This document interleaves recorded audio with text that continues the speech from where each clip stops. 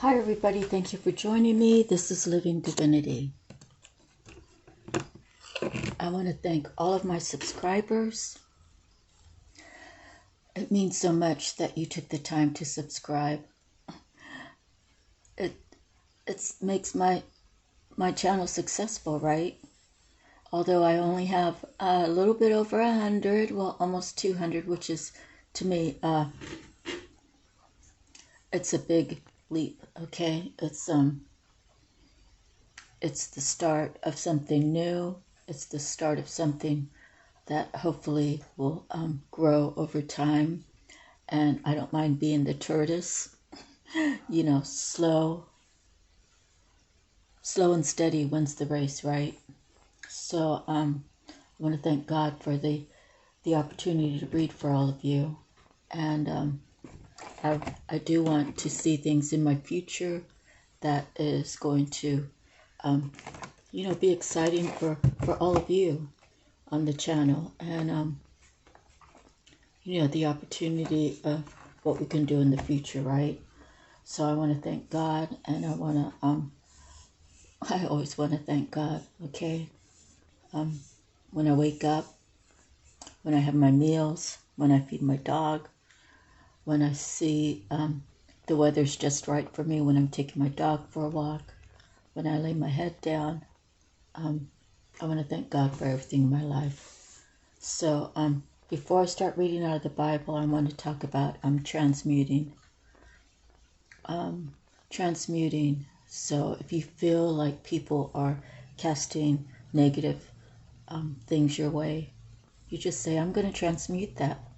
Thank you for sending me that terrible energy. I'm going to transmute it into money, or I'm going to transmute that energy into my best health. I want to transmute it into my healing process.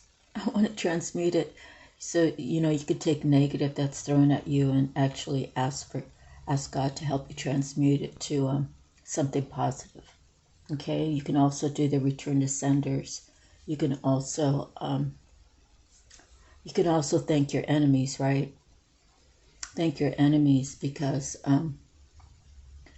no matter what they do, you already have the power of God with you. So they are giving you some attention, right? Even though you don't really want negative attention, and that's the reason why you would want to transmute it. But people will gravitate towards you. The haters will, because they want to see what you're doing and what you're up to and how things are going for you. And the haters don't want you to do better, okay? They just don't. It's something because they have to look within their own selves to say, why am I even thinking this about this person? Why do I wish hate on them? They have to reflect back within themselves. And when you do the return to senders and you have the power of God with you, whatever they put towards you is going to get put right back. So they think that oh, let's try it again. Let's try to send these spells towards this person. And then you just say, hey, thank you for thinking about me, but I'd like to transmute that negative energy into something good in my life. So we always want to pray that our animals are doing well. We want to pray for our children. We want to pray for all of our loved ones to just be successful and have the best life, the best health, right, that God can offer them. And, the acceptance of having God in your life is the first step for everybody. And to realize that once you take that path, you can always backpedal if you want, but what good will that do? Because you already know that your life is so much improving that you just can't turn away, right? You can't turn away from that pure love that God gives you every day, and the protection that He puts over you, because you're willing to speak about how wonderful He is in your life. So I hope that was said in a way that is understandable, and I'm not trying to criticize anyone's intellect. I'm just saying sometimes I say things in many different ways. So to make sure the point is received in the right way. So anything I say is always out of love. The one thing I have to do is I have to forgive those who have and continue to cast negativity upon me, upon this channel, upon my life. And they need to know, hopefully they're watching this, or energetically they're getting the message that no matter what they send me, I have God by my side, and God's not going to let anything negative touch me, okay? So I claim it as mine. I claim that I have forgiven those who have sent negative hate towards me, who have sent negative wishes towards me, and who continue to do so. So amen to that, right? Okay, so let's begin by reading out of the Bible a bit. And I'm really enjoying the Psalms because they get a good message across in such a little book, right? The parables. However, I am now in Joel. I just happened to turn there, so Joel 2 is an army of locusts. Blow the trumpet in Zion, sound the alarm on my holy hill.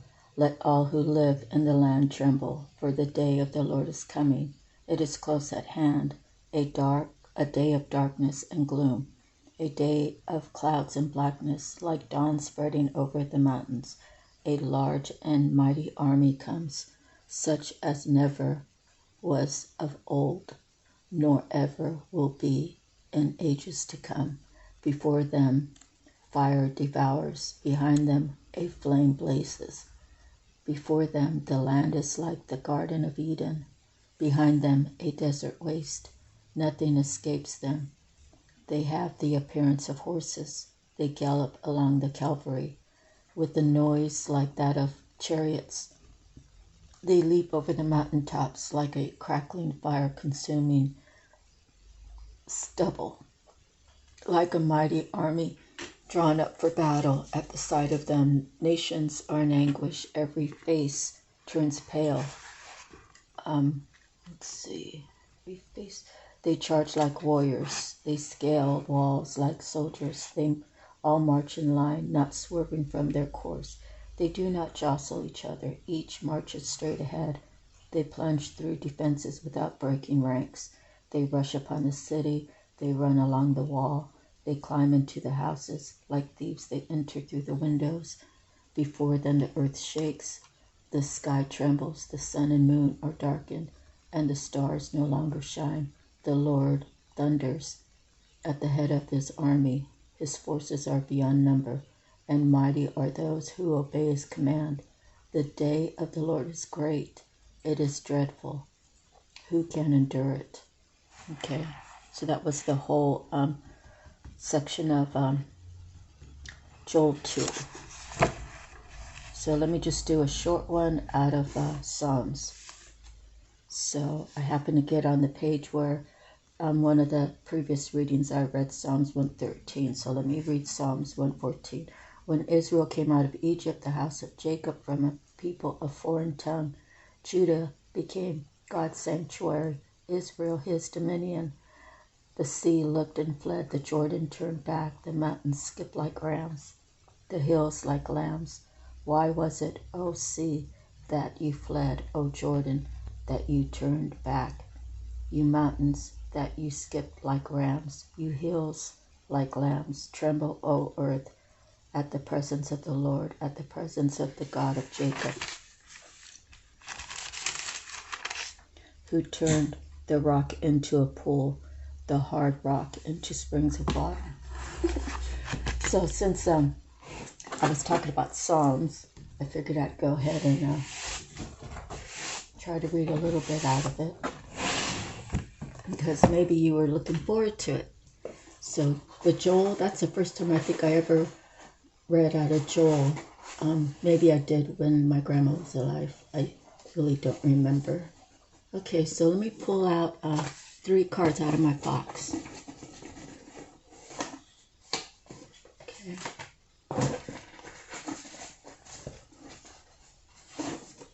Okay.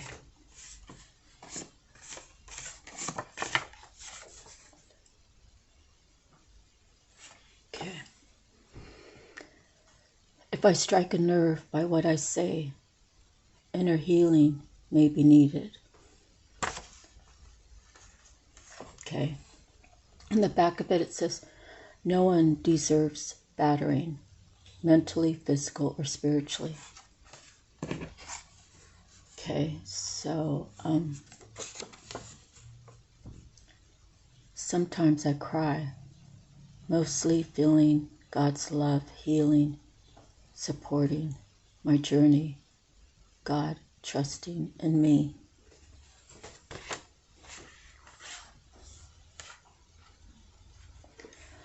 Benefits of taking care of your mind, body, and soul will take you a long time. Like it'll take you, if you take care of your body, you can be, with God's blessing, here for a long while, right? I move forward in my life with God's guidance, and then that's it. So 2 of them are from these green ones here. I've been kind of collecting them. So that's part of my healing is as I'm listening to readers, I'll write down things that seem important to me. And then that way, when I write them, it makes me have a mental note, right? And to have them written down allows me to recall the importance when I was listening to that particular reader. So when I cry, it's like the Holy Ghost, right? The Holy Ghost comes within me, and it's such a feeling that nothing compares to it. Nothing compares to the love that we share with God, okay? So, benefits of taking care, if I've really been blessed. Every job that I ever had, when it was a sitting job, I liked to stand up. And I wish, like in the office, I always had wishes of having the cubicle space that had the desk that you could raise up in case you were better standing up. And standing up, it just puts you more at attention, more, to me, standing up and doing the readings, I was standing up, but it just seemed like reading for all of you, it actually was better for me to sit down. But doing the office work, I just really enjoyed standing up. So a lot of times I stood up, but most of my jobs have been physical work. So that's what's kept me strong, and that's what's kept me more healthy as far as the exercise, right? If you're moving around boxes of tile or thin set or moving the equipment around, you might be bringing in a whole bunch of drywall. We had one job where we had to get 100 sheets of drywall up one flight of steps, and it was just me and my husband at the time, Chris, and so we recruited these guys from one of the it just happened to be that the job was right near Lowe's, so we paid a couple guys, I don't know, $50, $100 to help us carry it up during their lunch hour, and so it would be like 2 people on one sheet of drywall, and it was a good workout, and I was so grateful to have those people help me. One of the guys, his name was Fabian, and I didn't know, but he had gout. So, but he still did the work, and Fabian was so helpful. And even when I was doing stuff in the store, he was always there to help me. And he really deserves a big raise. So if anyone from that store happens to be watching this and he still works there, yeah, give that guy a big raise, because he's very kind and very hardworking. And those kind of people are really, really hard to find, So the benefits of taking care of your mind, body, and soul. Even when I was going through my first divorce, it was really hard, and my second divorce was kind of harder in a different way. I had to stay busy, I had to do things to keep my mind off of it and let time pass and find ways to heal myself. So mind and body, when those are running right, that'll always make your soul heal, right? The soul is your heart. So going through the motions and going through time, you can heal your heart. Okay. So also I wrote, if what I say strikes you in a weird way or a way that makes you retrospect, if you're going back on where you were, whatever, 6 months, 100 days, whatever, 5 years, 10 years, if I say something that makes you think of something, maybe you were involved in, or maybe you took part in, or maybe you were the one, right, that did the damage. I'm not trying to make you not watch my reading. I'm not trying to make you dislike me. I'm trying to trigger you so that you can find what's inside of you that you haven't taken out for a long time, and search your soul and figure out, why did I do that? Why was I involved in that? What kind of person does it really make me be?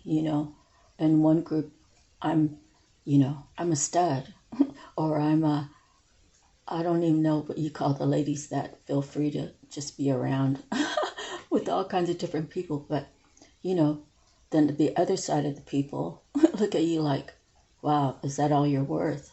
Do you use your brain, or just do you use your body parts? Do you actually have a brain? Can you carry a intellectual conversation, right? So I'm not trying to hurt anybody. I'm just saying, I say things sometimes that might sound harsh, but even healing my family wounds, for me, I have to talk about it. And, that's part of my goal here, is to tell people, you might be going through that, but you know what?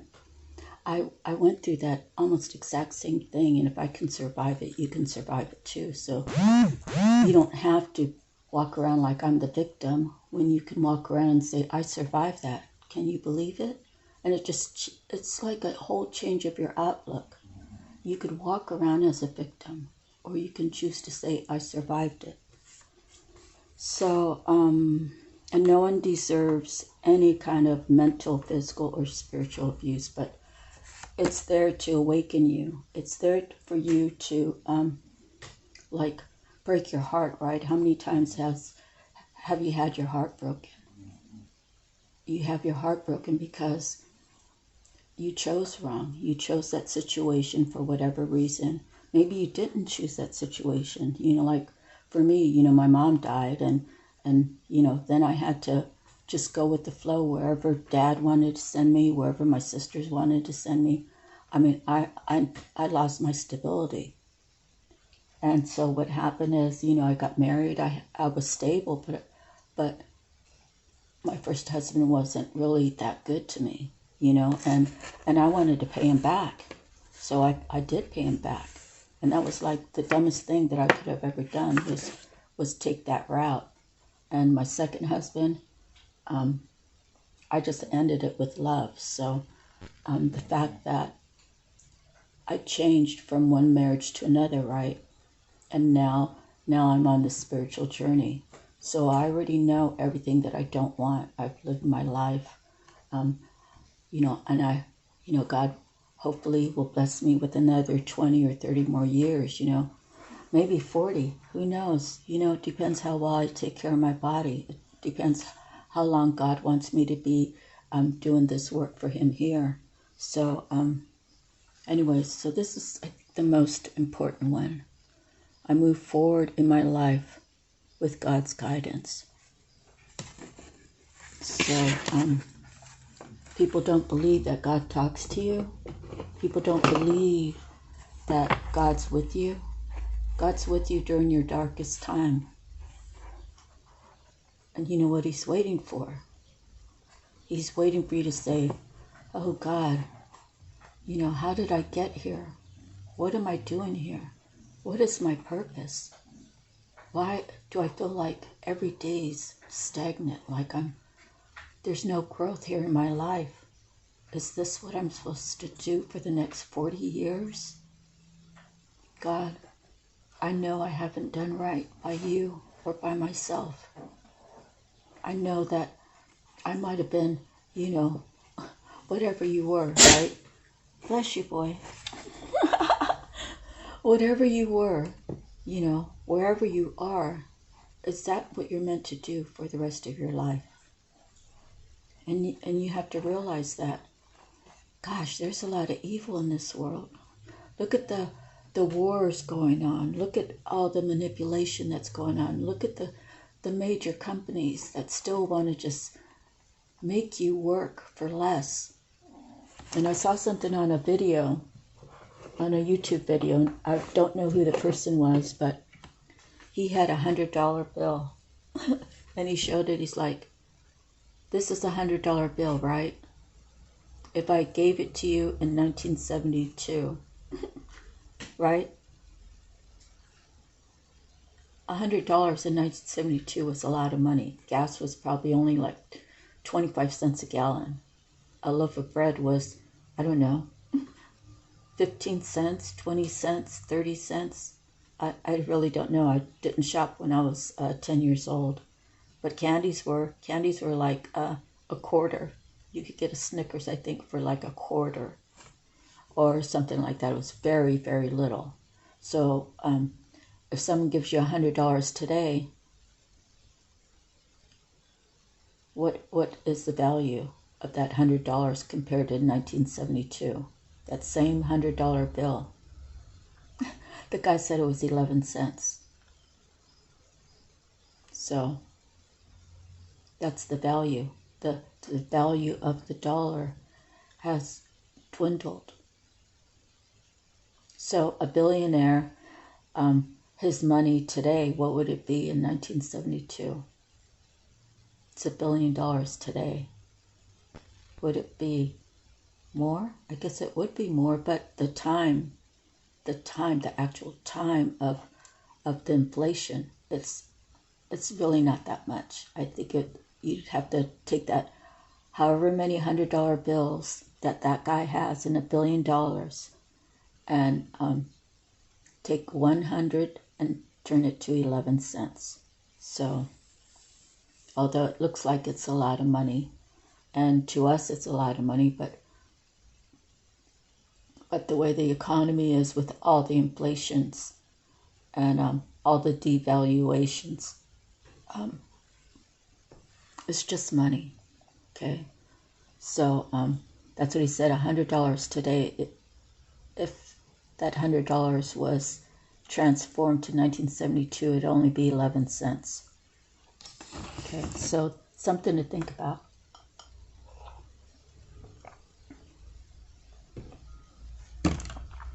I wish I would have the video, but it was on YouTube if you want to try to find it. So be careful and be kind and love yourself and treat yourself well. When you do that, it's so much easier to share that with other people. You know, with the healing, with the soul searching, with the deep diving, with the request, God, please come into my home. Always be with me in my home, dear Lord. Always be in my heart. Always be in my life. You have to ask God because of free will, right? God allows everybody to have free will. So everything that you go through basically is to bring you back to Him the way that you need to come back to Him. You know, you're going to come back probably all battered, right? Used and abused, and realizing that, darn, you know, I always could have my way with women. I always could have my way with men, but it came at a price. It came at a price of of you giving something that should be held sacred. And that's, you know, that's your time and your energy, it's everything about you that you give to someone when you just randomly sleep with them, right? So I've said this before, it'd be like a woman who slept with 20 men, right, in her lifetime, or maybe, I don't know, they kind of move faster these days or whatever, but let's just use the number 20. So those 20 guys, how many people have they slept with? And then those women that they slept with, or men, whatever it was, how many did they sleep with? So basically you're sharing all of your energy with all those people. You are receiving all of their energy throughout their lifetime, who they slept with and who you slept with. So it could turn into thousands, right? By the time you mix all of those energies together. So the cleansing period is very important. You know, you need to take time to meditate and to pray it out of you, you know, and ask God to cleanse your mind, body, and soul so you can release all of that. And people have to live, you know, people have to sow their oats before they're ready to settle down and have God in their life. And you know, maybe they're not even settling down. Maybe they're just taking a stand and saying, hey, you know, my body is sacred. Okay, I've made the mistakes of giving it away so many times that, you know that God has better for me. Okay. So miracles now, we have, I welcome abundance and I will pay attention to the guidance I receive. Okay, so it's thank you, Spirit. So that when I started the reading, I talked about people sending you negative, you know, they might say negative words to you at home, on the job, you know, as you walk down the street, you know, someone might be mean and yell something, and you just say, well, thank you. You know, I'm going to take that energy, I'm going to transmute it, and I'm going to ask God for abundance in its place. Thank you very much. Right? Do you see how that could just change your whole how you would handle that? If someone drove by and said, hey, I hate you, or hey, F you, or hey, go to HE double hockey sticks, right? You say, oh, thank you. I'm going to ask God to change all of those things that you just said to me and transmute it into abundance. So my health will be better. My mind, body, and soul will expand and grow and heal. and God will give me the abundance, as above, so below. So that's the thing. I know I said before that my dad used to tell us monkey jokes. So that we, you know, if someone tried to, you know, say something off kilter, you know, it would just make us laugh. And then the people would look at you like, oh, she's not taking it the way we intended. Oh, so, you know, they just look at you like they have to accept you for who you are, because you already accept yourself for who you are, and it doesn't matter what people try to portray you as, right? So then it becomes one of those things that it's not even worth them spending their negative energy onto you, right? Because you're just going to mutate it into something positive, okay? So my dad, a lot of people want to say negative things about him because he did murder someone. And, not that it doesn't matter, because my dad had paid the price. He did his time, and he's wherever he's at, I hope he's in heaven. I hope that God forgave him. I hope that he asked God for forgiveness. But surely I won't really know for sure until God calls me. But I kind of have received some messages to tell me that he is in heaven. And I don't know, maybe God needs to send me a little bit more clarification on that, okay? All right, so native spirit and ancestors. See, I was just talking about my dad. So the thing is my dad, we all have good and bad, and we all act good and bad. So if God says that stealing a quarter, right, is just as, like a sin is a sin, right? If you have a sin of stealing a quarter, if you have a sin of being married and going outside the marriage, if you have a sin of murdering someone, it's God's grace that can take that sin away, no matter how bad it is or how not so bad it is. A sin is a sin. Okay? So thank you, Spirit, ancestors. Wisdom is blossoming. Even if there are unsettling situations in your life, there's a reason for it. And much good will occur as a result. Your ancestors are sending you incredible support to fulfill your dreams. Be aware of the coincidences, signs, and synchronicities around you. Watch for messages from your forebears. No matter what's occurring on the surface of your life, your prayers are being answered in mysterious ways beyond your awareness. Your native spirit wants you to know there's wisdom that dwells deep within yourselves. That's a spiritual bequest from your ancestors. This wisdom has come not only from your forebears' joyous, carefree times, it has also bloomed from their failures, deflated dreams, and seemingly wrong turns in life. Part of their message to you is to cherish every experience, for all of it will deepen your wisdom, compassion, and understanding, as it did theirs. Also know that there's an innate wisdom within you, always. It's simply a matter of turning within in order to access it. Native people always call on their ancestors for support. To ask for help is to walk the native path, or ask their help. Yeah. To ask for their help is to walk the native path. Sometimes you may be so focused on what's outside you that you forget that wisdom is available to you from the spirit of your ancestors. Be willing to ask, for they want to support you. The journey. Imagine that you're traveling back in time to communicate and connect with a gathering of your ancestors. On this meditation journey, there might be one or two particular forebears who seem to reach out to you. At different times in your life, different predecessors will be sending you support. Give thanks to their support. The more gratitude you have for their help, the more they send you blessings and guidance. So another thing, I know I said it on another reading, is my brother Michael and Randy, God bless them. They're, God's taken them already. But when we were kids, we'd go to Leroy Park right here in town. And back then they had the pine trees wrapped around the park, but the center of it was all pretty much open. And they would take turns. And my brother Randy had a really bushy, kind of like Simone kind of hair.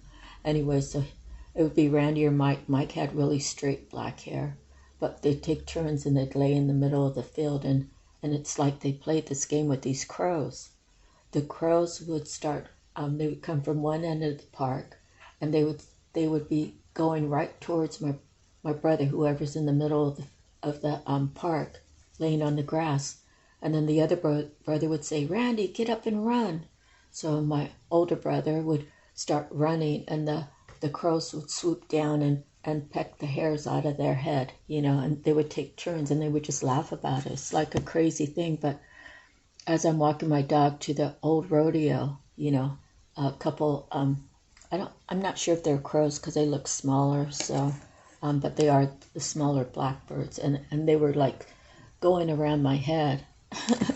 And then also in Hawaii, there was 2 doves that came and did like the 8. I could have jumped up and tried to, that's how close they were, but I was walking my dog and they came and made an 8 over us, a crazy 8, and then they flew off. But even my dog was amazed. So it was a very spiritual moment that day. My dog was still, and he just looked up in amazement like, "These birds." So yeah, I get a lot of messages from the birds. Okay, so moving forward, your soul purpose. And we have the journalist, Zebra Jasper. It says, I observe life from a higher perspective. Guidance and information flows through me. I am discerning, objective, and practical in all areas of my life. So to be discerning, objective, and practical, that kind of cuts out the having the gossip, right? Because someone who is discerning and objective and practical will not just hear what someone says. Oh, did you hear what John said? Well, John told me Susie was out and she was doing this, that, and the other. Like, mind your own business. Like, I know Susie, and Susie's not that kind of girl, And John, why is John even saying that about her? Because he knows deep down inside he really loves her. Why is he going and telling people that about someone he loves? Maybe Susie rejected him at one point, and it's like that's sometimes what people do when someone approaches you and says, "Hey, I go both ways." I say, "Oh, that's nice," and I don't want to entertain it, right? So I just, as soon as there's a right-hand turn, I go to the right, so that way I don't have to deal with that person that's trying to come at me, right? But that person will take it as a rejection. Like, she won't even take it as, well, I guess she's not a lesbian, I guess she's not bi, but they take it personal. Oh, that Susie rejected me. I came on to her and she just darted to the right, and now she keeps her distance from me, Well, obviously, right? You get what you ask for, right? I mean, if you're asking a person energetically is not going to go that way, why even say it, unless you're one of those women that just they want to just have it all, or they want to have whatever they want, and if you're not giving it up, then they're gonna start rumors about you, right? So those are the things you have to take into consideration when you're dealing with other people, and it wasn't like I was mean to her. I just said, hey, that's nice, but yeah, I gave her a clear signal that nice for you, but not nice for me. Okay? And that was a kind way of doing it, don't you think? Okay, journalist and Zebra Jasper. Are you proficient in objective observation? In other words, can you release judgment and look at the facts without bias? On any given day, we are challenged to look at the situation we encounter in life without judgment, to make the best choice and take the most helpful actions. A journalist, typically writing for a news reporting business, is called to investigate and gather information and report it without adding a personal slant, opinion, or filter, which I find very rare these days, okay? So I just have to put it out there. When the journalist and Zebra Jasper card is pulled, use it as a reminder to not take everything at face value. Do your own research and look deeper into the situation at hand. Take time to clearly contemplate and think through the matter. The solution will be revealed, but be sure you have all the information you need. It can also be a sign to write your thoughts in a journal. Writing is a key factor in uncovering information. Mental clarity is imperative. Use Zebra Jasper with the intention of gathering, assessing, and reporting your feelings on events and issues without bias. Zebra Jasper's key phrase is, it's black and white. Use this supportive gemstone to amplify your ability to steer clear of gray areas and strictly report the facts. Work with this black and white stone when you are feeling ambiguous about your emotions in order to get a handle on your own personal truth. The gemstone is an amulet. As a totem, the zebra can help you become aware of when you might need to create an illusion or camouflage yourself the way zebras do in a herd. This energy can create a shield of protection around the investigative reporter. Zebra jasper is an excellent stone to have on hand if you want to feel safe. So I say that I don't mean every journalist is telling a wrong story. I'm saying that who they work for, right? Whoever their editor is, if their editor is not, if the editor has a biased opinion, well, they really shouldn't be an editor, right? But nobody's perfect, and we're all human. So that's the reason why we have to discern what truth that you can pull out of that, So next, did I read the affirmations? Oh yeah, I did. Yeah. I'm sorry, I just get a little forgetful, okay? Want to make sure you guys get all the information. Divine feathers. And today we have this black and white and gray one, and it is the magpie. Okay. So it's a cloudy day here in Guadalupe, California. But it's not too cold. Maybe about 65 or 67 out. The previous weeks were right at 60. To me, 60 is cold. Okay. Magpie is a messenger associated in folklore with great luck and fortune. These highly intelligent birds are also extremely social. The magpie takes much time carefully building its nest with great attention to detail. Magpie is legendary for its attraction to shiny things, which it collects and hoards. Thus, the bird is associated with a tendency for materialism or valuing things for their appearance. The magpie feather is a reminder that the world we live in tends to be obsessed with materialism too. The black and white of magpie shows us how important it is to find balance in the duality of our earthly and spiritual paths. Magpie is reminding you that any obsession with material things or achievements will not torture your spiritual path. The latest and greatest home, car, or gadget will not help you get any closer to true contentment.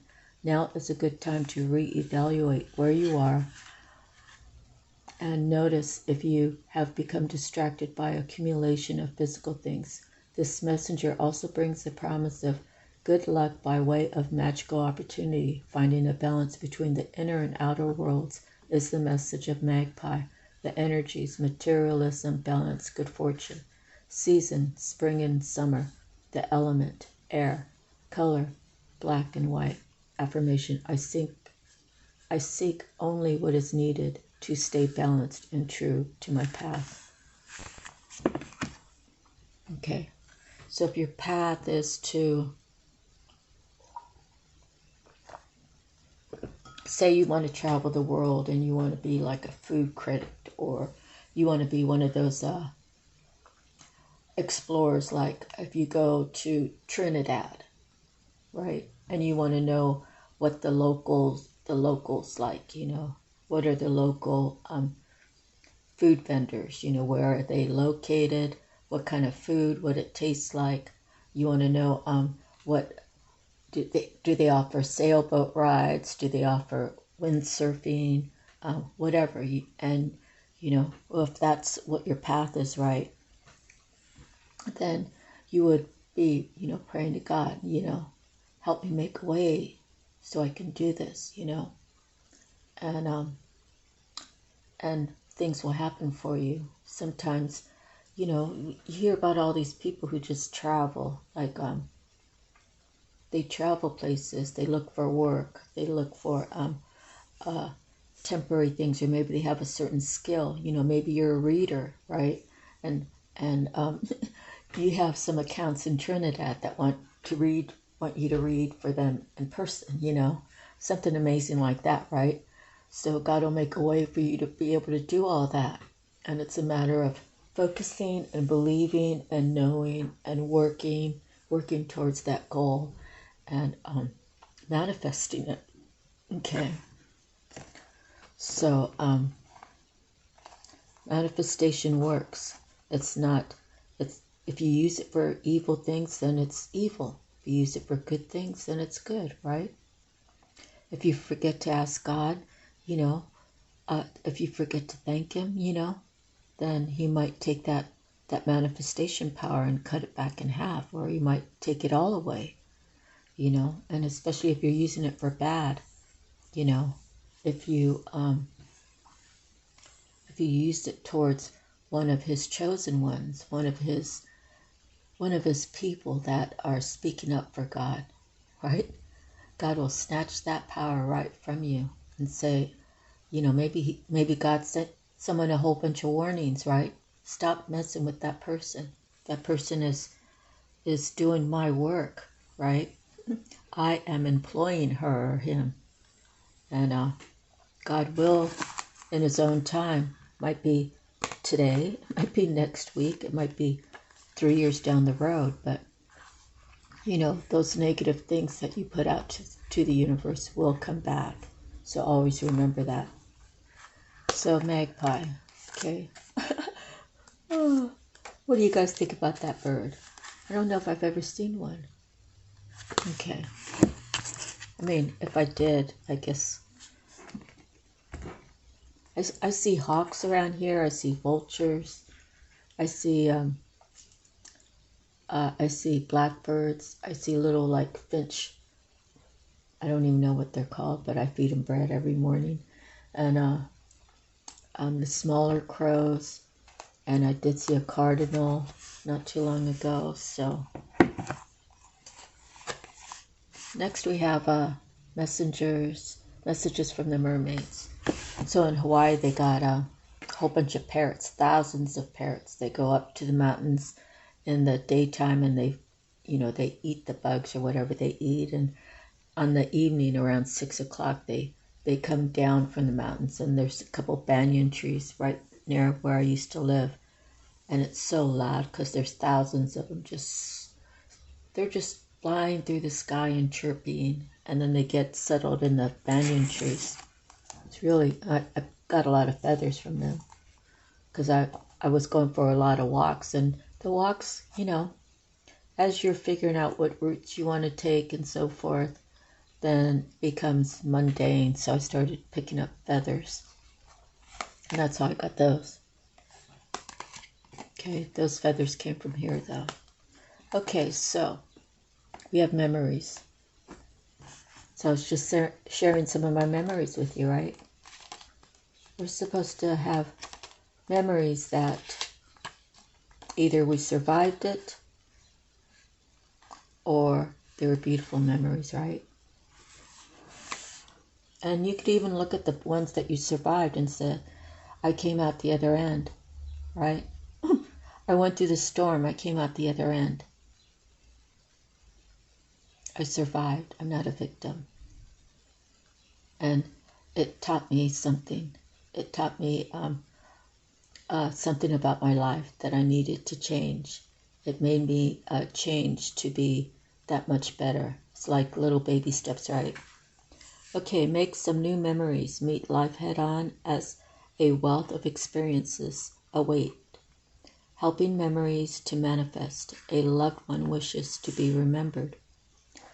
This mermaid swims in from your past or from your future with a handful of photographs to remind you of a special time in your life. Perhaps a loved one who has passed on is wanting you to remember them fondly. Memories take up permanent residence within our hearts and minds. So maybe it's time to create some magical new ones to fill your beautiful heart with even more joy and echoes of loving moments in your life. Some memories make you happy and others make you sad. Some take a precious place within your heart and bring upliftment and joy in times of sadness. The important thing to remember is that, whether happy or sad, these memories are an important part of your history. So it's good to honor them as these memories and experiences have made you the person you are now. To keep a journal of beautiful memories, as this will help you get over a loss. You can then look back when you're feeling low and remember all the wonderful times. Photographs are significant for you right now. Notice any photographs that appear in social media, online, or anywhere around you over the next few days or weeks. They will have a significant meaning for you. Also, be aware of who turns up in your dreams. Friends and people from your past may appear with meaningful memories or messages. Perhaps you enjoy taking photographs and creating your own memories. This card could also be reminding you that a special celebration is coming up soon. So on my YouTube page, that's a picture of my mom. And that was like, I was taken like 1970. I say 70 because might be a few years younger. Might be a few years younger than that. But I say 70's a safe place, a safe time, because at 72 she began being really sick. So I have her picture and I get to look at her every day. And and so, you know, in my my photo book, whatever you call it online, I have pictures of my grandparents that my cousin Stephen was the photographer all these years. He has the gold. That's why I tell him he's got the gold, because he saved all the pictures and he's put them on disc. He's put them on his computers. He's put them everywhere. So he does post them occasionally. So I took a lot of those photos, and that was the photo of my mom there. So. Okay, next we have animal messages. And we have the seal. Hard work and inspiration are the foundation of true creativity. So I've probably said this, but I'll say it again while I'm looking for it. Doing the readings, you know, you really connect with spirit, right? And sharing the energy. When your third eye opens up and your chakras are all aligned and you feel really good about your life, no matter what little you have or what lot you have, right? And reading to all of you is part of my healing. I get to read the words that get imprinted in my brain, right? And it helps me stay connected with spirit when I read to all of you. So I'm hoping that I'm helping all of you out there, and I'm hoping that you're finding the channel valuable, because it's valuable to me every time I read. But energetically, very, very much is an exhausting thing to do. So appreciate all those tarot readers that you have, because a lot of them put out a lot of work in one day. And I guess maybe it's because of my age. I only really have the energy to do 2, and if 3 comes around, I think I have done 4, but all of mine are very long anyways. A lot of the other readers could be an hour or so, but I think maybe some of them are a little shorter. I don't really know, but it is draining though. So appreciate your readers, okay? All right, seal. Seal inhabits the watery depths from which spring imagination, intuition, the power of dreams, and the infinity of creation. That seal gives birth on land. That seal gives birth on land shows that these landscapes of your mind may be made material. Do you dream? Do your dreams show desires not yet acknowledged? Then the time is ripe to make them your own. True creation and inspiration are also yours, but will remain discarnate without the hard work which alone can give them form. Seal's wisdom is arduous, but its rewards are immense. So whatever you do in life, stay connected with Spirit and, ask Him, Lord, what do you think of how I'm doing today? Am I improving? Are you seeing that my life, that I'm dedicated to staying connected with you? And then wait for the answers. It'll be inspiring when God's returning, right? Returning information to you that you're asking Him about.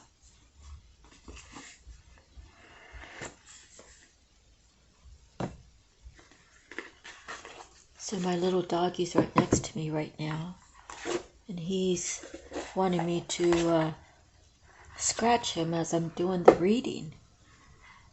Yeah. And as soon as we get done doing the reading, I got to get him his dinner early. Well, his actual, it's early in the morning. Let me see. Hold on. All right, let me finish my reading and I'll get you some food, okay? Yeah, I'll get you some food.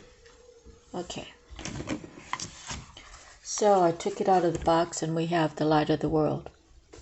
Be the light of your world, right? Let God into your heart. Let God into your house. Reading the Bible, God has many names, okay? So I don't really know about Buddhism and those others, but I would never reject them. I would never reject any form of God-loving, God-fearing people.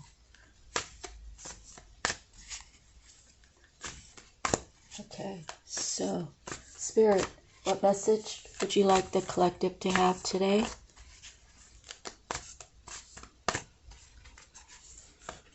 Okay, see if anything comes out. Welcome abundance and pay attention to the guidance that you receive.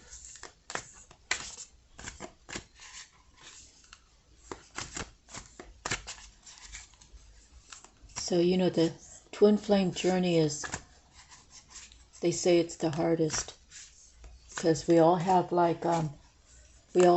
soul people that we're connected with, right? What do you call them?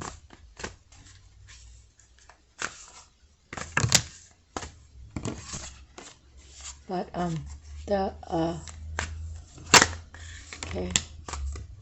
the twin flame, it's really hard because it's the hardest one to come together. But what I'm told about it is they're the strongest pair, and I'm not saying that there's only one twin flame. They're saying that there's 144,000. I don't know if that's 144,000 twins, and they come together and it's 72,000. And they're all going to be different. It could be, it could be a handicapped person with a regular person. It could be a midget. And I don't mean midget in a bad way, so don't take it personal if there's any little people out there, okay? And a regular person. It could be someone really tall and someone really short. It could be someone really heavy and someone really thin. It could be someone from one country and someone from another country. It could be, there's so many different ways, right? It could be someone who's handicapped, someone who's like paraplegic, and someone who can walk. Comes in many different forms, but when they come together, they're like the shock and awe, right? And when they both come together and they talk about how God changed their lives and how they actually met each other, and you might have some that say, oh yeah, I was watching the tarot and they kept telling me to do things and I'd go and do them, and my twin flame thought I was crazy. You'll have some that say, oh yeah, I hear what he's telling me through the readers. And you'll hear all these things because when those twin flames come together, they're going to be talking about how what synchronicities that they had together, even though they've been apart, right? And then when they come together, it's going to be all these miracles that happen between these two people. And it's going to bring them a lot of abundance because, they're going to be talking about how God touched their lives. People are going to be amazed. They're going to be in that shock and awe. So God bless any of those who have come together, right? And the most beautiful thing about it, I imagine, is that they put God first in their lives. They've made a complete change of who they were 10 years ago or 15 years ago or 3 months ago, They've gone through a lot of changes. And they've seen a lot of things, and they've had a lot of things in their lives that they thought was maybe good at the time, and realized, hey, that's not really that good. Okay, nothing's popping up, so let's see. Well, we do have this one, the Two of Keys that popped out. So it's going to be an auspicious time for those that come together. Okay, we have the Queen of Scrolls, and we have the Five of Roses. I'm not going to pull that out because we just got it in the last reading. Okay. Let me just pull out 4 or 5 and then I'll read them. So it's a sacred union. It's one that they are cut off the same cloth. It's one that the yokes are the same. It's one that they've both been through like similar hurts, and the love is so great that neither one of them would ever even dream of taking the other person down that road that they just went on. The road of betrayal, the road of I'm going to be with someone and I'm going to take their money, or whatever things that they went through,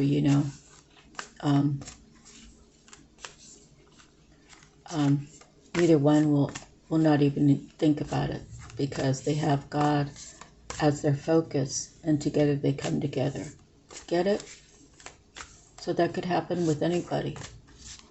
Could happen, that twin flame journey, even though there's, I don't know how many billion people here. And so I'm told there are hand selected, right? Could be like, say John, right? Johnny's ancestors. And Susie's ancestors. Like, before they were born, Susie and Johnny were up in heaven, and they said, oh, I want to try to do the twin flame, God. Can we try it, right? And maybe like energetically way back then, they really didn't know who each other was. They just happened to both say to God, oh, God, I want to do the twin flame journey this time. And then God grants them that, right? And then when they get here to Earth, they live 2 different paths. And then their ancestors, because those are people who have died, right? Who are in heaven now. Their ancestors, the ones that are closest to God, they say, oh, we should get Johnny and Susie together. And then it's just made so, like Cupid comes down and shoots them both with the love arrow or whatever. And, maybe it's a potion, right? Maybe it's some elixir that God allows them to use. And then it's like the love never ends. And then for whatever reason, maybe they haven't even met yet, or maybe they have met, but it'll just draw them near each other. And when I say things happen for a reason, or unexpected love, that's kind of what it is. So true love never dies. And if there happen to be communicating, like on the 5D, then the love just keeps growing. You know, it'd be like Susie sending Johnny energetic love. You know, maybe Susie's, you know, in Georgia and maybe Johnny's in Florida, and they're both living their lives trying to do their healing before they come together. And Susie's like, hey Johnny, you know, I'm sending you love, okay? Or maybe they have each other's phone numbers. Hey Johnny, I just want to make sure you're having a good day. Chin up, okay, buddy? I'm thinking about you. I have high hopes for you, right? Something like that. So, whether it's energetically or actually like emails, text messages, phone calls, you know, the love just never dies. Okay, so let's see what else we can get. Spirit, where are we here? Four of Keys. I'm going to take this one too. The Hilarion. And the Seven of Roses. Okay. And the Reflection. Alright. So after this, I'm going to try to pull from the Tattooed Tarot, see if we can get any confirmation, you know. Okay, so first we have the Two of Keys. So we've had that before. So it talks about someone being robbed. Let me just read it out of the book. So it's basically I'll be explaining it twice and one will be more thorough. A man looks dejectedly at a smashed treasure chest in a room that obviously has been robbed and plundered. Behind him, a stream of light shines from below the lid of an unbroken chest that rests on a small table, the only piece of furniture in the room that has not been touched. This card represents a great loss or disappointment in your life right now. It could be the loss of a job, a relationship, or even an opportunity, but remember, this phase is temporary. It might take some time and effort to rally your forces to recover, but there's a great treasure within you that is always available. The little chest represents a part of you that is filled with light. It isn't vulnerable and it can never be lost or damaged. When you focus on what's wrong or what's lacking, it perpetuates your sense of emptiness and victimization. So don't let yourself get lost in your loss. Open the lid to your thoughts and let it illuminate your way. There are other opportunities and greater wealth waiting for you to discover.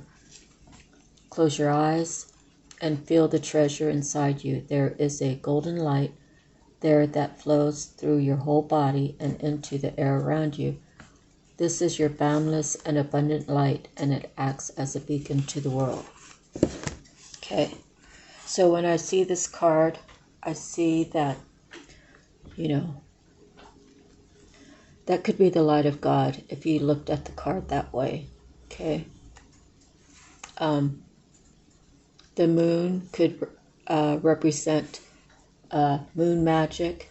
Could be, you know, he still has one box that hasn't been damaged, but otherwise he has a terrible loss.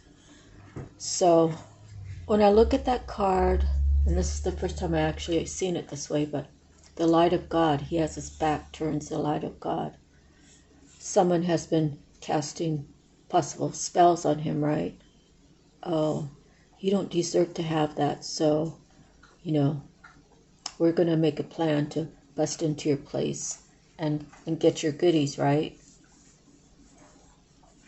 So, I don't know, that's just kind of what I think, but he still has one box, and that box is really the most important box because it speaks of it being who he is inside of him. Okay, so he needs to rebuke the negativity, and he needs to turn around and face God. Like, God, my life is destroyed, help me rebuild, right? Okay, so then we have the Queen of Scrolls.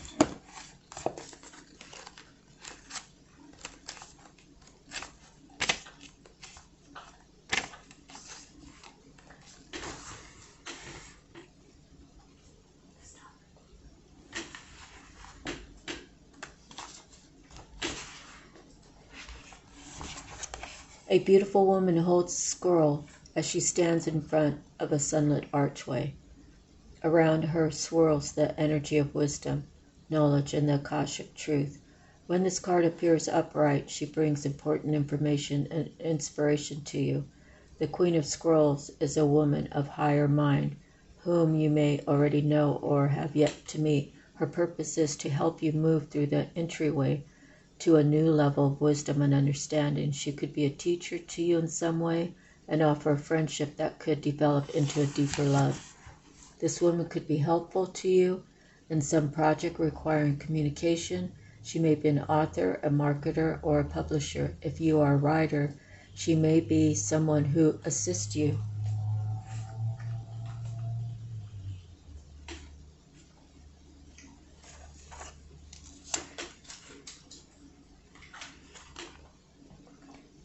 Assist you in getting published. The Queen of Scrolls could also represent you or a woman in your life getting a position.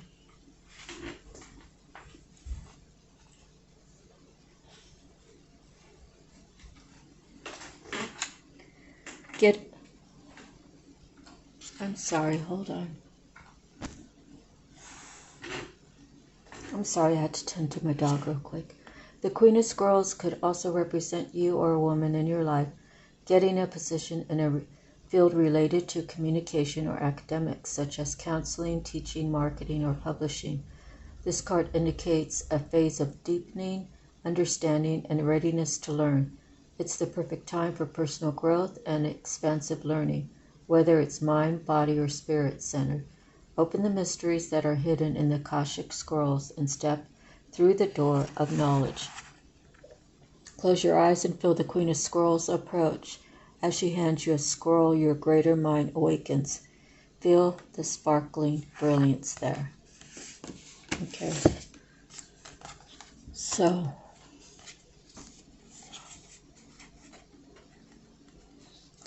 maybe that box. Where's that box?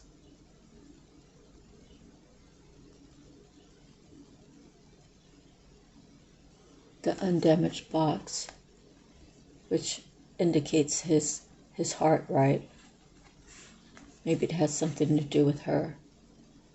Like, is she in his life, or did he lose her?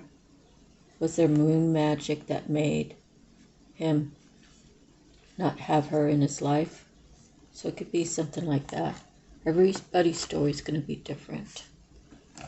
So next we have clearing the way.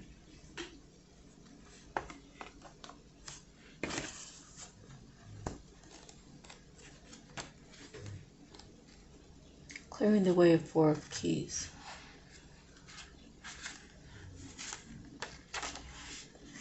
A man and woman have taken their carriage down a trail that cuts through a forest and continues to their beautiful home in the distance.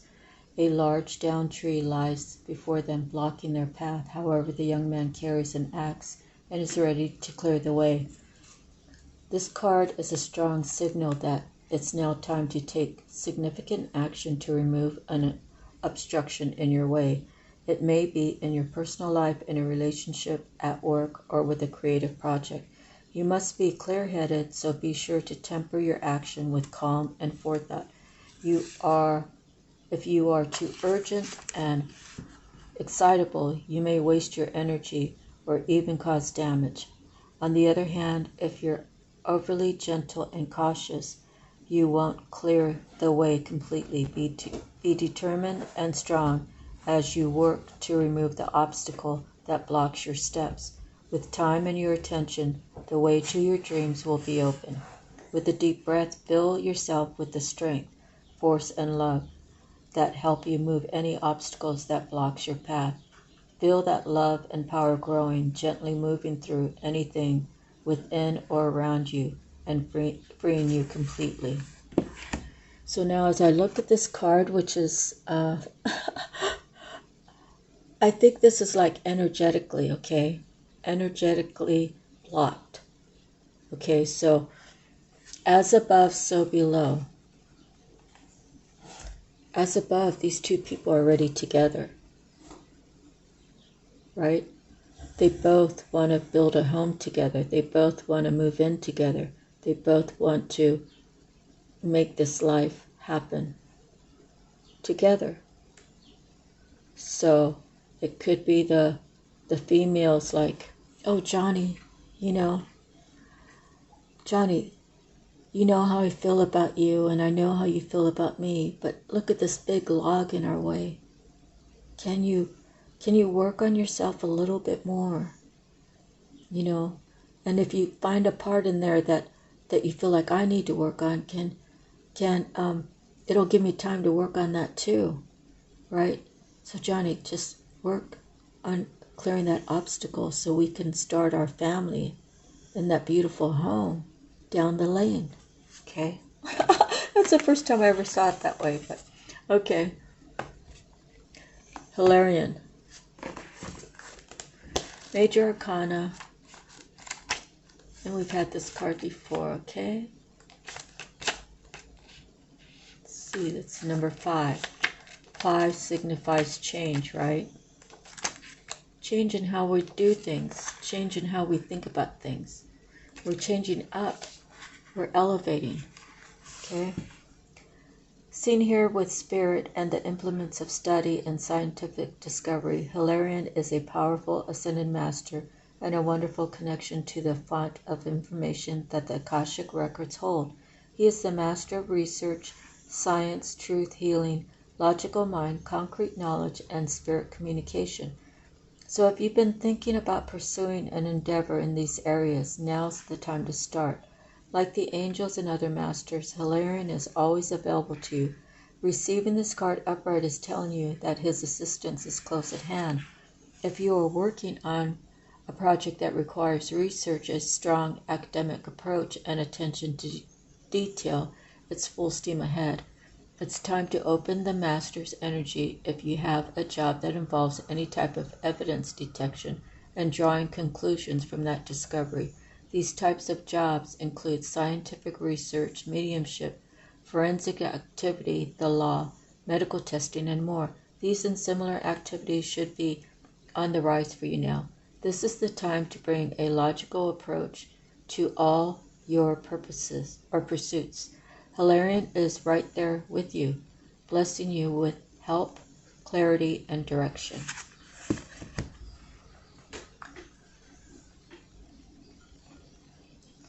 So when you do need clarifying, you just ask Spirit.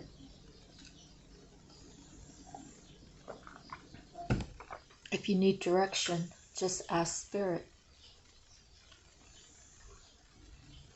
If you need the knowledge, just ask Spirit. And he, she, the Spirit, right? God Almighty will send you a message, whether it be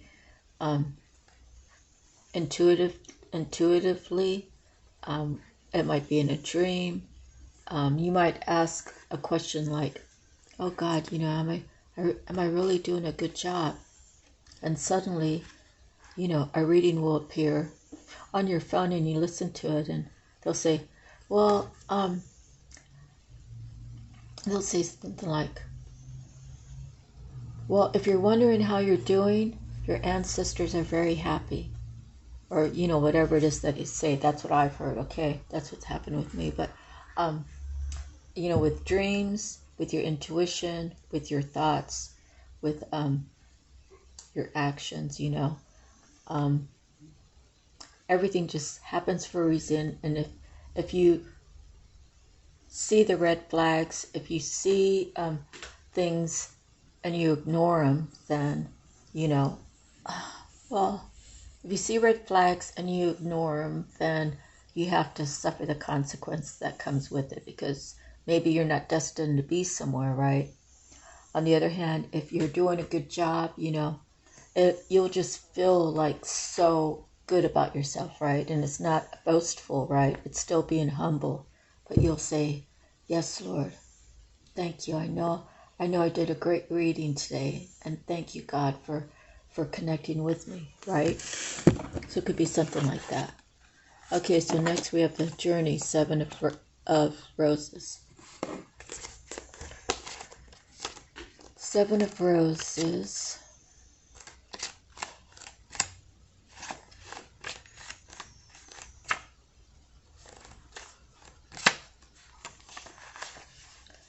A seaport teems with activity as cargo is loaded off and onto many different ships. Two women on a small tender boat are on their way to the great ship that will take them on their journey. The two men with their trunks and cases wait to follow.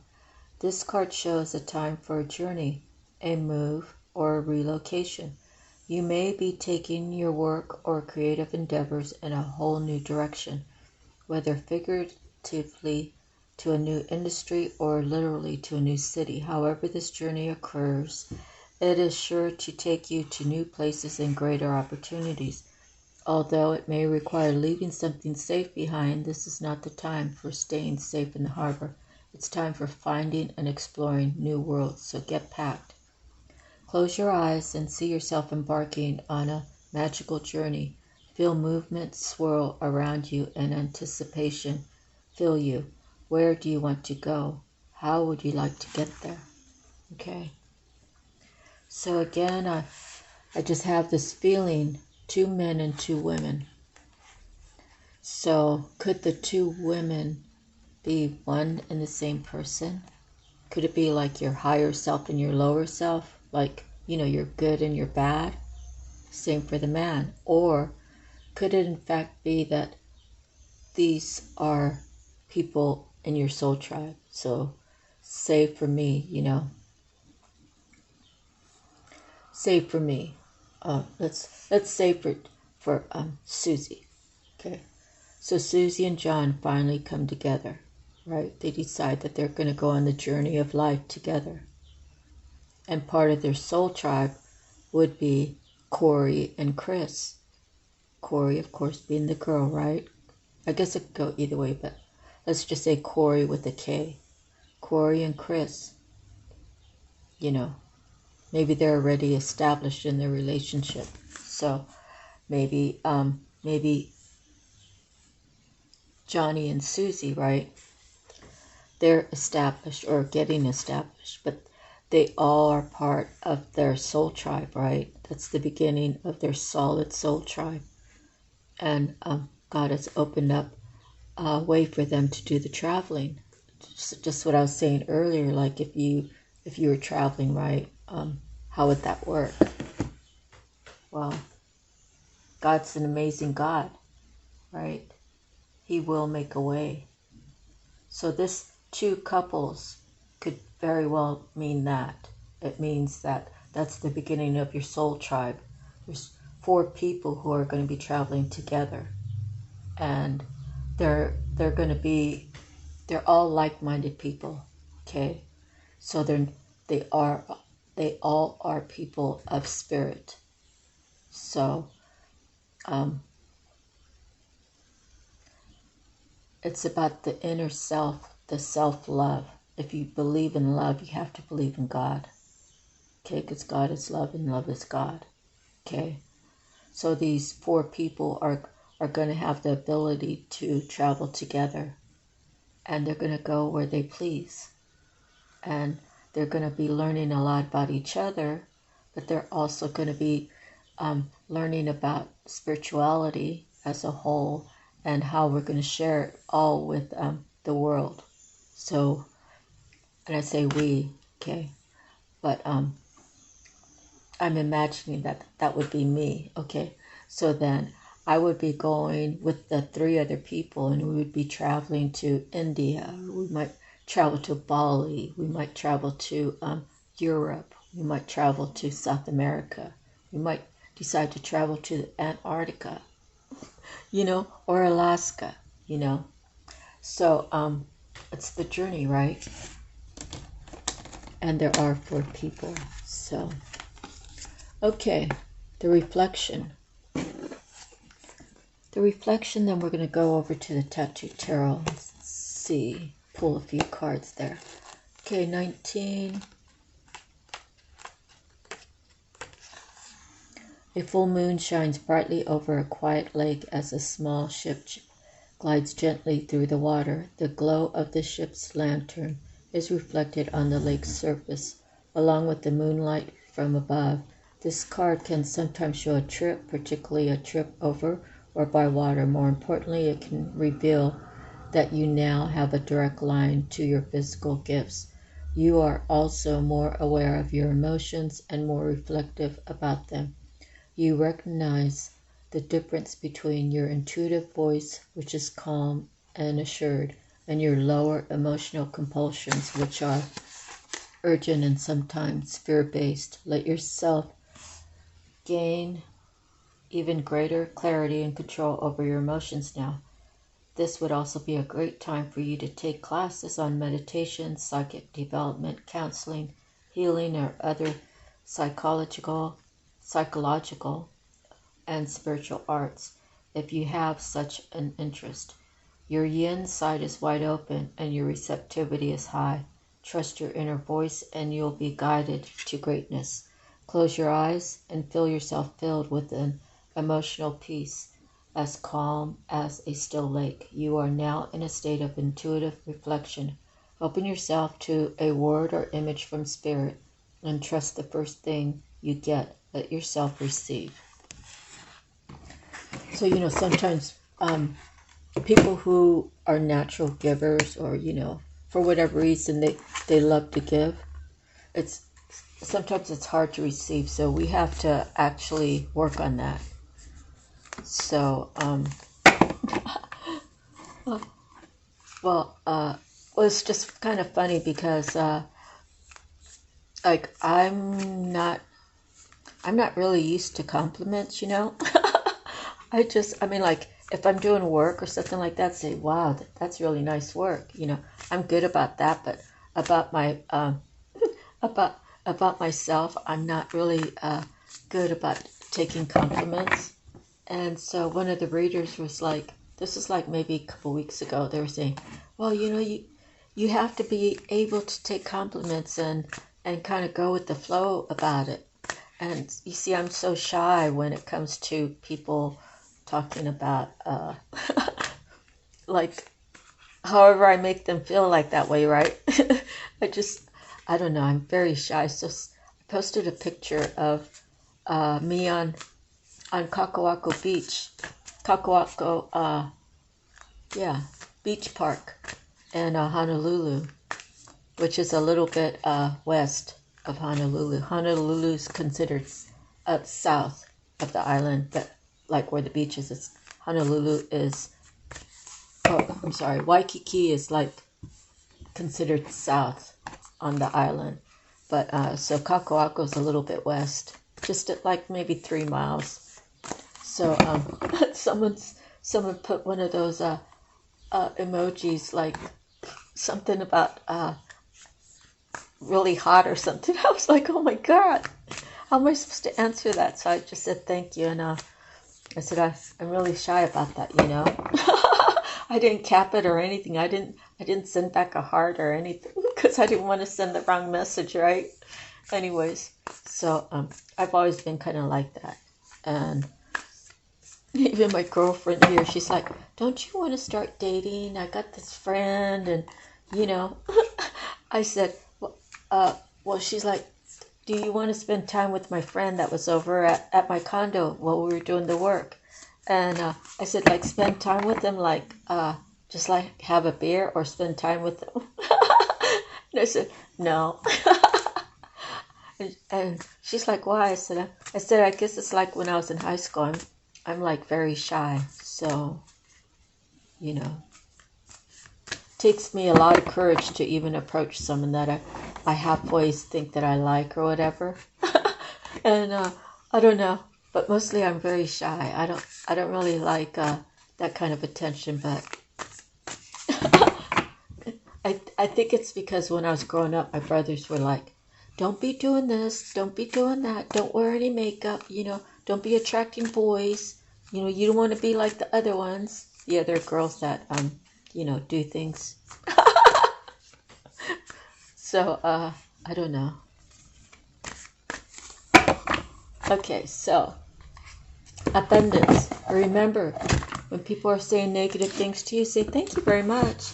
I'm going to take that energy and I'm going to transform it. I'm going to transform it into my better health, my better mind, body, and soul, my better abundance, right? I'll transform that into money. Say, God. So someone's saying something really nasty to me, and can we please transmute it to money? Right? And just let it go, right? You give it to God and let it go.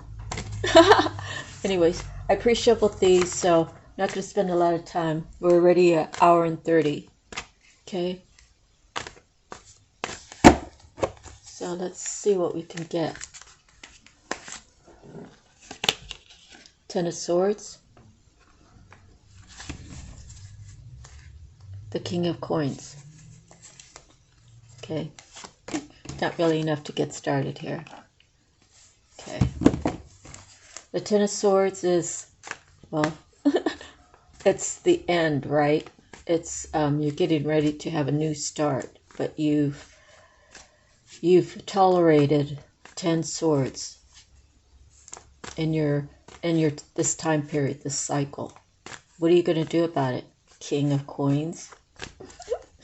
Are you going to do another cycle, or did you learn your lesson? Okay. Pull out another card. The Knight of Wands.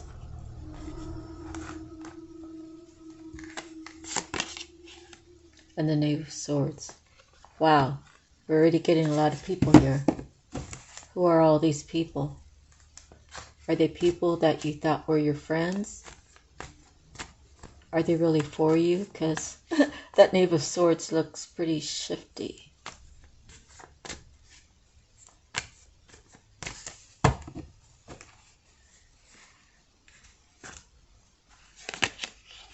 There's the Empress. She's looking away from everybody. And there's the Judgment. Now, I got the Empress last time. Was the Judgment right after it? Because, see, I pulled from the bottom. I pulled from the top over here and pulled her out. And then I pulled the Judgment from the bottom.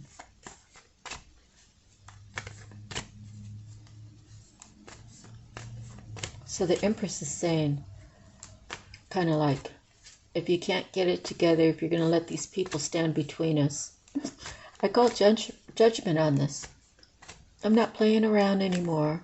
I'm not waiting. I'm not entertaining this anymore. It's kind of how I'm feeling about it right now. Let's see what else we can get. Spirit. Six of Wands. Knave of Coins. She's like, if I got to go for someone who's really going to give me the attention I want and is really going to offer me something, even if he's younger, if he's away from all of you who seem to be getting in the way and trying to give me this Ten of Swords, I'll just go that way. You all stay over there to the left of me. Okay. All right. Let's see what else we got. Yeah.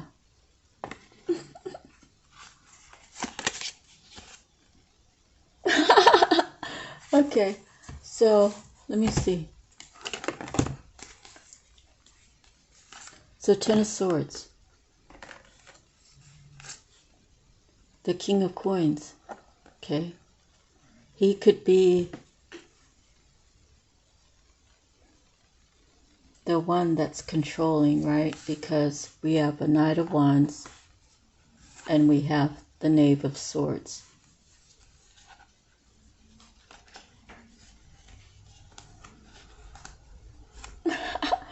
So, let me see.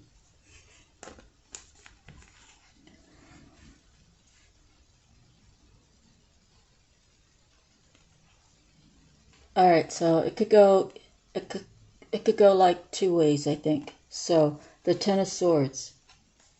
This person could be the the main person who's manipulated these two into doing things, right? So, I don't really bother saying the signs because everybody's chart carries a little bit of something else. So it just fits in your story or it doesn't. So, okay, so the Ten of Swords could be what this person got these two people to work for him.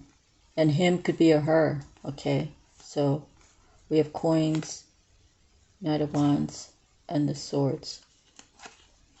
To give this Empress, right, the Ten of Swords, she didn't even care. She's looking the other way. Maybe there was a time when she did care. Maybe it's like the whole rejection thing, right? Maybe this King of Coins approached her and said, hey, I want to have something with you. And she saw right through. She saw right through. She saw right through. I'm not even messing with you, okay? Because I know who you are just by your body movements, just by your actions and your words, how they don't match. I'm not entertaining this.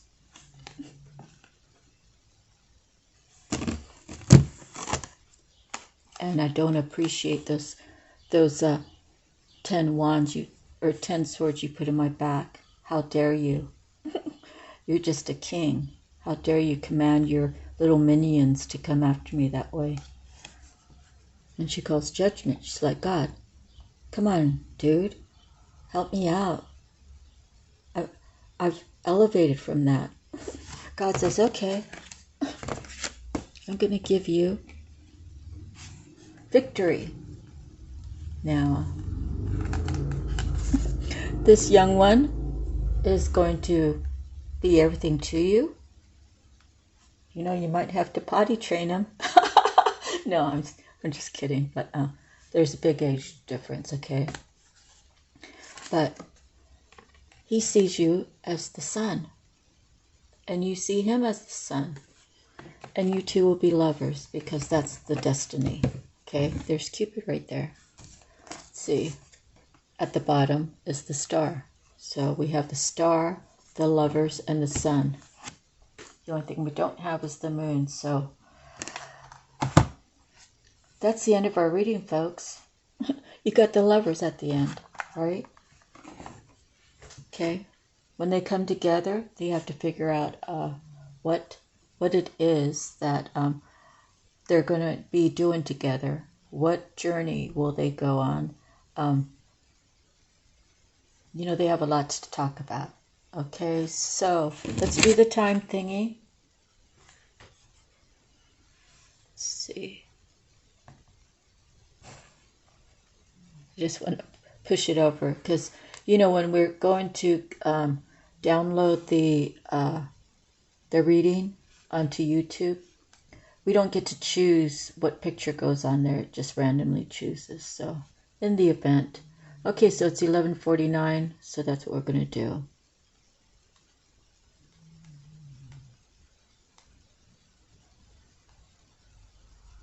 We're going to go straight to Joanne, and she pulls right up. So let's see what she says.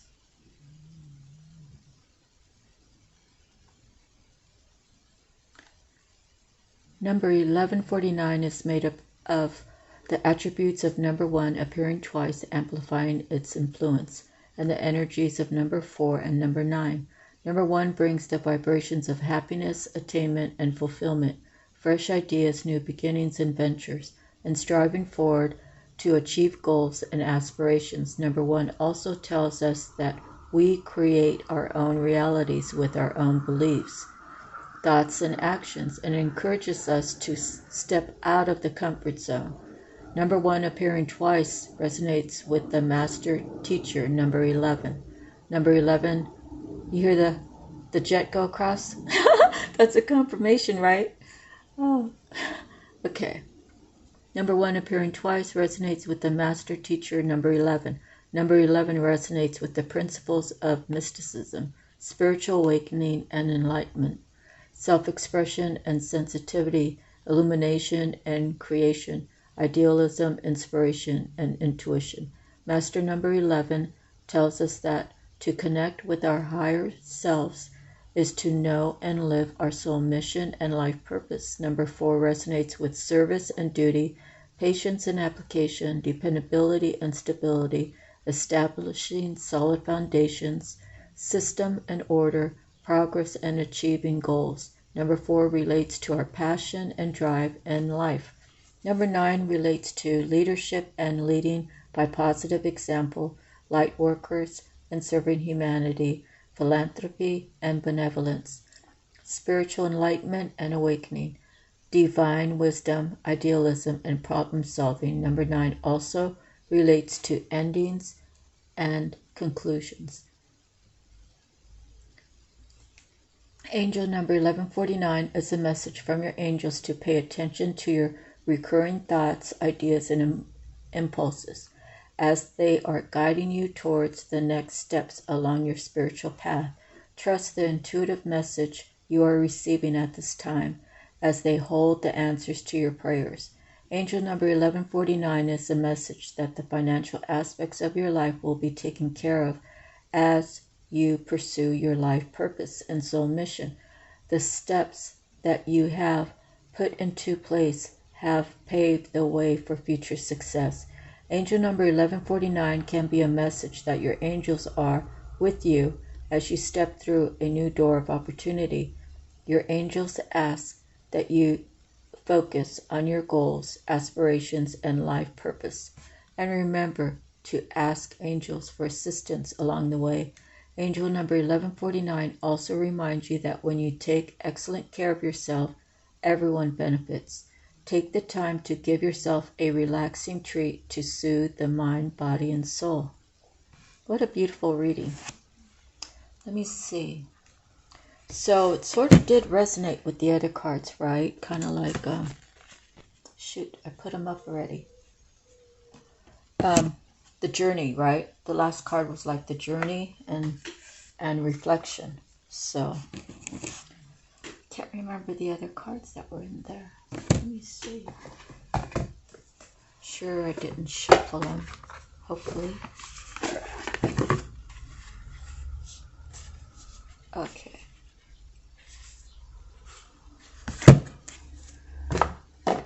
So the other ones was it a crescent moon? Oh no, I must have shuffled them. Darn. Definitely, these two were definitely the last cards.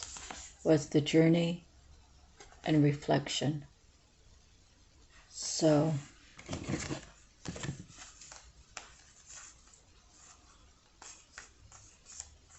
well, if we have to add it to the thing, it would be Ten of Swords to learn lessons, right? Learn who's for you, who's not for you. Understanding that some people will not have a problem putting 10 swords in your back, but you're a victim or you're a survivor.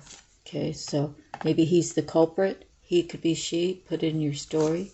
Maybe they put something together, right? They said, oh, let's attack her. Let's do this, that, and the other. And those two were his minions. Let's go get her. Like God says, not my holy one, not the one that's following the path.